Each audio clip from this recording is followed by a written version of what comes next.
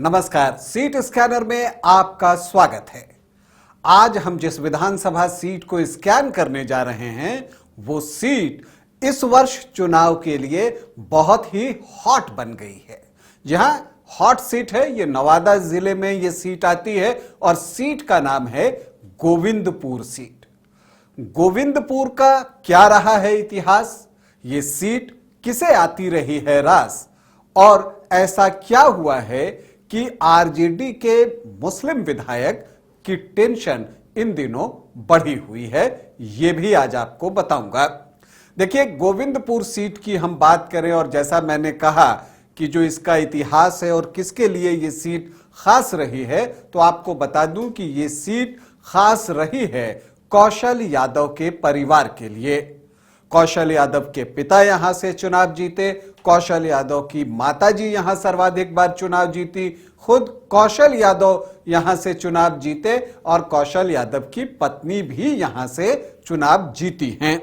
अगर आप देखिए तो यहां पर कौशल यादव 3 बार चुनाव जीतने में सफल रहे हैं, 2005 के दोनों चुनाव में और 2010 में। इसके अलावा कौशल यादव की मां गायत्री देवी 5 बार गोविंदपुर सीट निकालने में कामयाब रही, तो गायत्री देवी के पति यानी कि कौशल यादव के पिता युगल किशोर सिंह यादव भी यहां 1969 में जीत हासिल कर चुके हैं और कौशल यादव की पत्नी पूर्णिमा यादव 2015 में कांग्रेस के टिकट पर गोविंदपुर से चुनाव जीतने में सफल रही थी।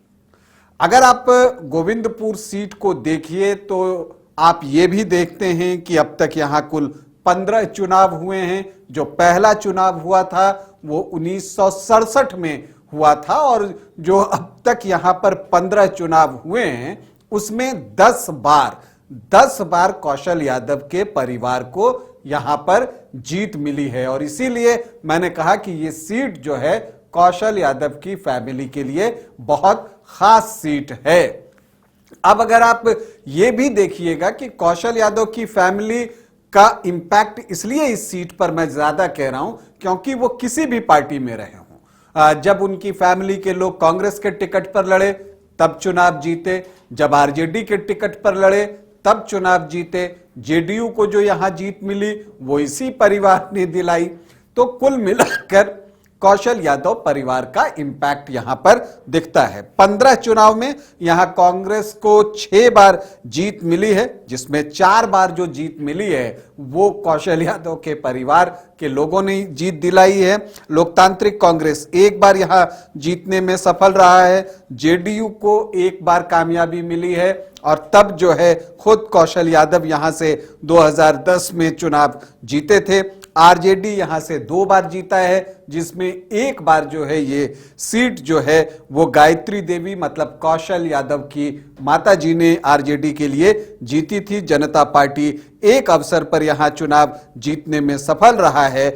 जनता दल को भी 1 बार यहां पर कामयाबी मिली है और निर्दलीय 3 अवसरों पर चुनाव जीते हैं, तो वहां भी आपको कौशल यादव का नाम दिखेगा 2 बार और 1 बार उनकी माताजी गायत्री देवी का नाम दिखेगा। तो पार्टी कोई भी हो, पार्टी न भी हो, तो भी यह परिवार यहां से चुनाव जीतता रहा है। लेकिन अब क्या है कि कौशल यादव जो है वो आरजेडी में इस बार शामिल हो गए हैं और जो मैंने शुरुआत में एक बात कही थी कि जो कांग्रेस के मुस्लिम विधायक हैं यहां पर मोहम्मद कामरान, उनकी टेंशन इसलिए भी बढ़ी हुई होगी क्योंकि कौशल यादव अब आरजेडी में आ गए हैं। खुद तेजस्वी यादव उन्हें शामिल कराने के लिए नवादा गए, तो अब ऐसी परिस्थिति में इस सीट पर उनकी फैमिली का दावा बनता है। क्योंकि देखिए, कौशल यादव खुद तो चुनाव लड़ते ही हैं, उनकी पत्नी जो है पूर्णिमा यादव वो भी चुनाव लड़ती हैं और आमतौर पर 2 ही सीट है जहां से दोनों चुनाव लड़ते हैं, एक तो गोविंदपुर की सीट है और एक नवादा की सीट है। तो ये दोनों सीट जो है अभी हॉट सीट बनी हुई है। देखिए, राजबल्लभ यादव के भाई लोकसभा चुनाव के दौरान जो है विनोद यादव वो निर्दलीय लड़ गए थे और आरजेडी को ये बात अच्छी नहीं लगी, खास करके तेजस्वी प्रसाद यादव को तो बिल्कुल अच्छी नहीं लगी और तभी से वो एक आप कह सकते हैं कि ऑप्शन ढूंढ रहे थे कि राजबल्लभ यादव के परिवार के अलावा कौन, तो कौशल यादव एक विकल्प के तौर पर उन्हें दिखे। अब कौशल यादव से क्या डील हुई है, क्या पति पत्नी दोनों चुनाव लड़ेंगे या फिर किसी एक को ही टिकट मिलेगा? अगर किसी एक को मिलेगा तो वो सीट गोविंदपुर की होगी या नवादा की होगी, या दोनों को टिकट मिलेगा तो जो विधायक हैं यहां पर गोविंदपुर में मोहम्मद कामरान, उनका क्या होगा? उनको कहां शिफ्ट किया जाएगा या उनको फिर विधान परिषद के जरिए लाने की बात की जाएगी? तो बहुत सारी चीजें जो है अभी आपको एक वेग है, क्या कुछ होता है ये देखना दिलचस्प होगा। और यह भी देखना होगा कि कौशल यादव किन शर्तों के साथ आरजेडी में शामिल हुए हैं। अगर आप यहां के आखिरी 3 चुनाव की बात कीजिए तो 2010 में कौशल यादव जेडीयू के टिकट पर चुनाव लड़े थे। उससे पहले 2005 में जो 2 चुनाव हुए थे वो दोनों निर्दलीय प्रत्याशी के रूप में चुनाव जीतने में कौशल यादव सफल हुए थे।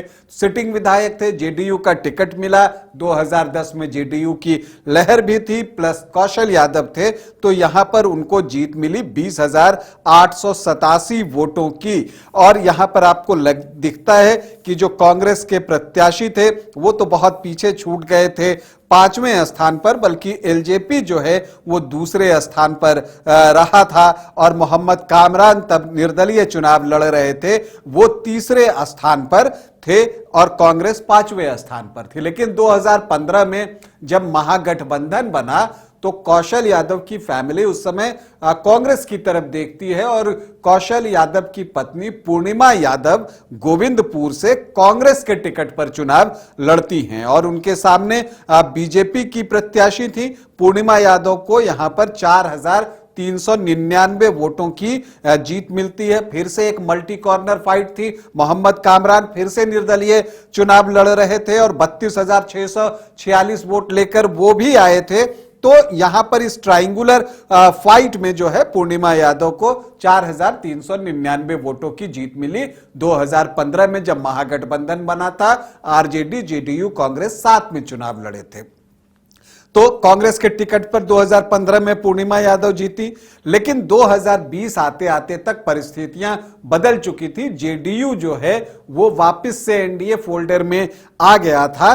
तो यहां पर पूर्णिमा यादव जो है वो जेडीयू के टिकट पर चुनावी मैदान में उतरती हैं और यहां पर आरजेडी जो है मोहम्मद कामरान को प्रत्याशी बनाता है। और इन सब के बीच चूंकि जेडीयू चुनाव लड़ रहा था तो एलजेपी ने भी रंजीत प्रसाद यादव, जो कि बीजेपी छोड़कर जो है चिराग पासवान की पार्टी में शामिल हुए थे, उनको टिकट दे दिया और उसका इंपैक्ट भी यहां पर दिखता है। और आप क्या देखते हैं कि मोहम्मद कामरान को जीत मिलती है, बड़ी जीत थी, 33,000 से ज्यादा वोटों की, 33,074 वोटों की वो जीत थी।